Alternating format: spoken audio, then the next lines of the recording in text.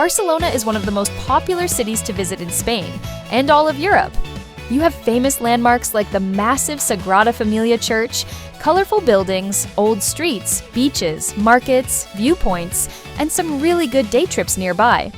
It's a city with a lot to see, but it's also a place where you can just walk around, eat good food, and enjoy the atmosphere. So in this video, I'm sharing the top 10 best things to do in Barcelona. Let's get started. The best place to start in Barcelona is the Sagrada Família because it's easily the city's most famous landmark. Even if you've seen photos before, it still feels different when you're actually standing in front of it.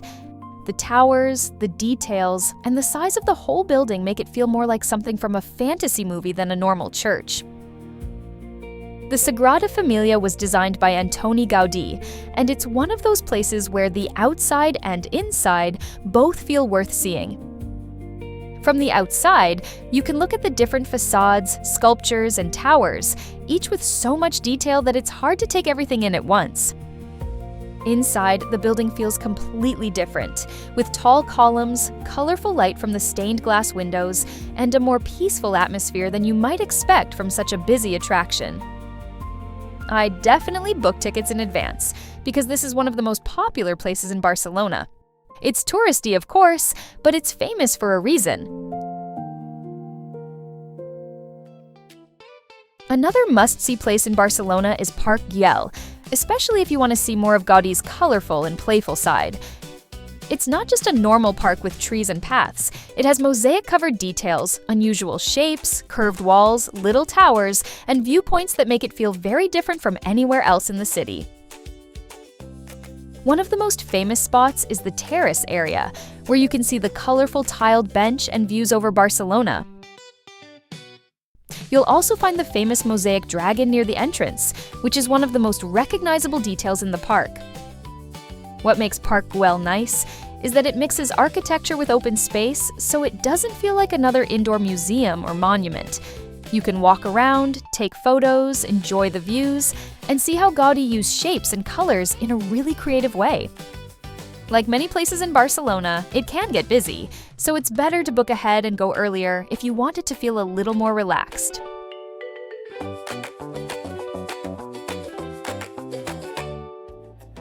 For a completely different side of Barcelona, spend some time walking through the Gothic quarter.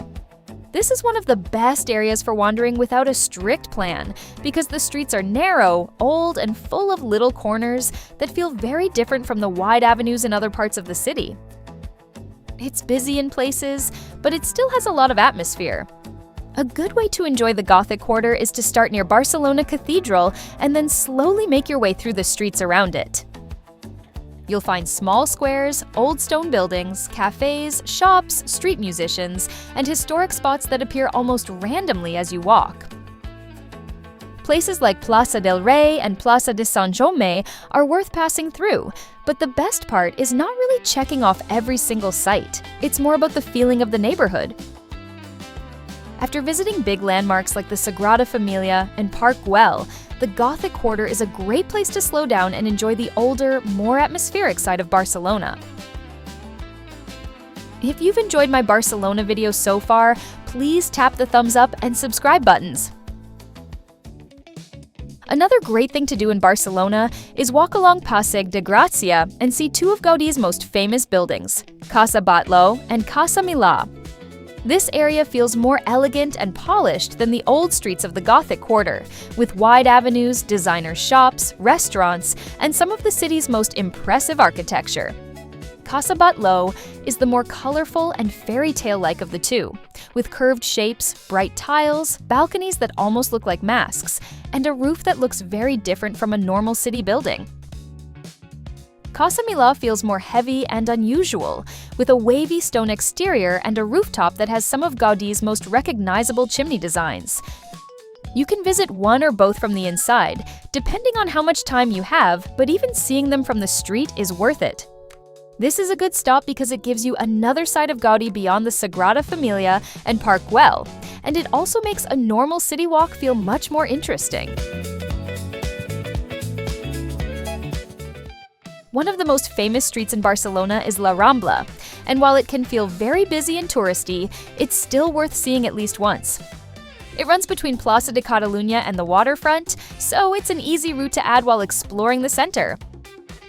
Along the way, you'll pass shops, restaurants, street activity, historic buildings, and plenty of people at almost any time of day.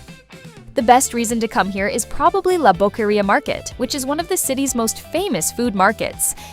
Inside, you'll find colorful fruit, seafood, cured meats, cheeses, sweets, tapas counters, and lots of small things to try as you walk around.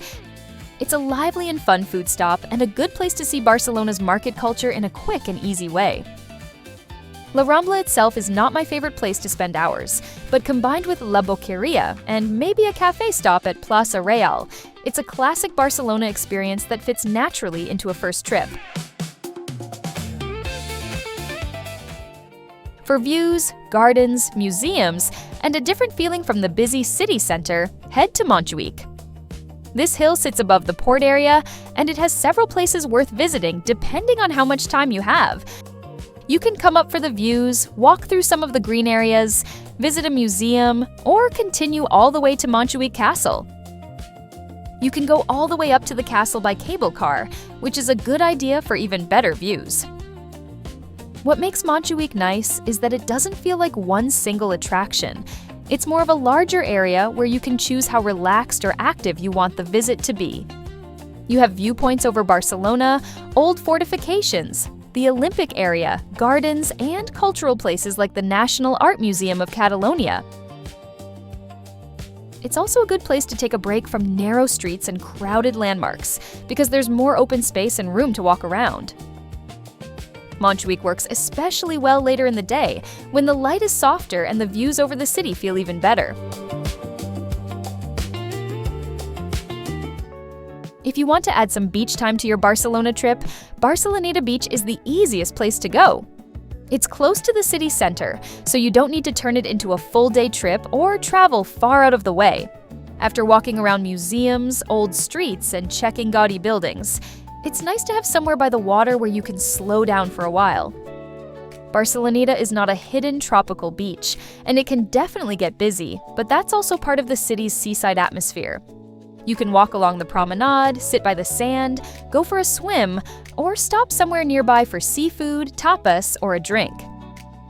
I think it works best when you see it as part of Barcelona's lifestyle rather than just a pure beach destination. You still have the energy of the city around you, but with sea air, palm trees, and a more relaxed pace.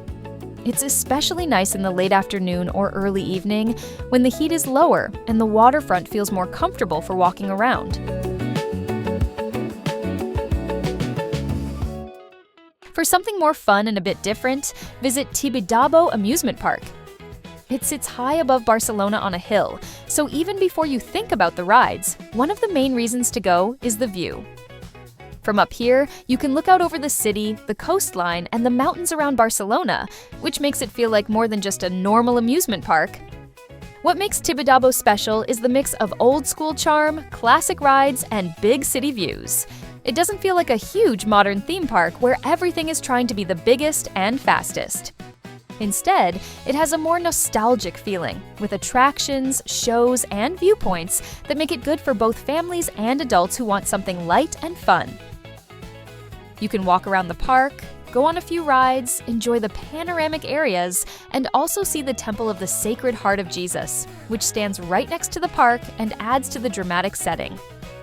I check the opening days and tickets before going, because the schedule can change depending on the season. If you want a Barcelona activity that feels playful, scenic, and a little unexpected, Tibidabo is a great stop to add. Another beautiful place to visit in Barcelona is the Palau de la Música Catalana. It's a concert hall, but you don't need to attend a performance to appreciate it.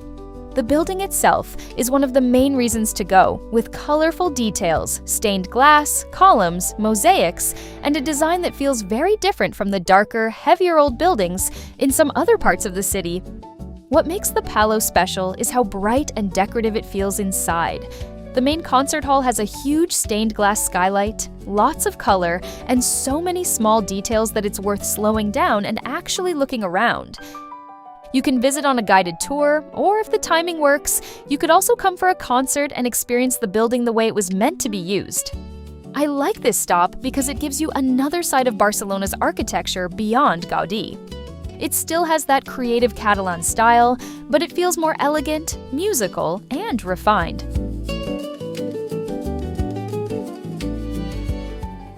If you have enough time in Barcelona, one of the best day trips to consider is Montserrat. It's a mountain area outside the city, known for its unusual jagged peaks, monastery, viewpoints, and walking trails. It feels completely different from central Barcelona, so it's a great option if you want to see more of Catalonia without going too far. The main place to visit is Montserrat Monastery, which sits high in the mountains and has a really impressive setting. You can walk around the monastery area, enjoy the views, and take in the peaceful atmosphere before exploring more of the surrounding landscape. There are also hiking routes and viewpoints if you want to make the day more active, but you don't need to do a difficult hike to enjoy the trip. Even just getting up there, seeing the mountains, and walking around the main area already feels worth it. After several days of city streets, museums, and busy attractions, Montserrat is a great way to finish the list with something more scenic and memorable. And that's all for my Barcelona travel guide. Let me know in the comments below which of these 10 things you're most excited to do. Don't forget to like this video and subscribe to my channel. Thanks for watching, and I'll see you in the next video.